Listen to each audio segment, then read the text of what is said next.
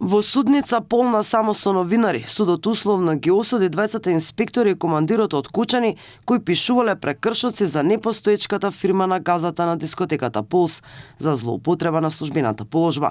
Ниту еден од обвинетите полицајци и нивните адвокати не дојде во судот за да ја слушне објавата на пресудата. Според обвиненијата, при полициски контроли тие пишувале прекршочни налози за непостоечка фирма наместо за фирмата што реално управувала со дискотеката, се со цел газдата на Пулс да не плати казна и да може непречено да работи. Кога службеното овластување се сведува на форма без содржина, правната заштита станува привид, а одговорноста изиграна.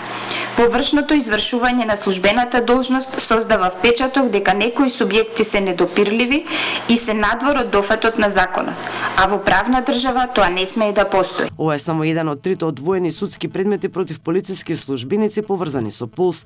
Двајца кои денеска беа условно осудени се обвинети во другите два предмети поврзани со трагедијата во Кучани. Во вториот предмет обвинетите се 9 полицајци. На 24 април се одржа првото подготвително рочиште, но не започна главната расправа. Одбраната побара земење на обвинителката и судијата, пошто судењето се одложи за 1 јуни. Според обвиненијата, тие со службени действија и непостапување овозможиле дискотеката да добие согласности и да продолжи со работа, иако не ги исполнувала законските услови.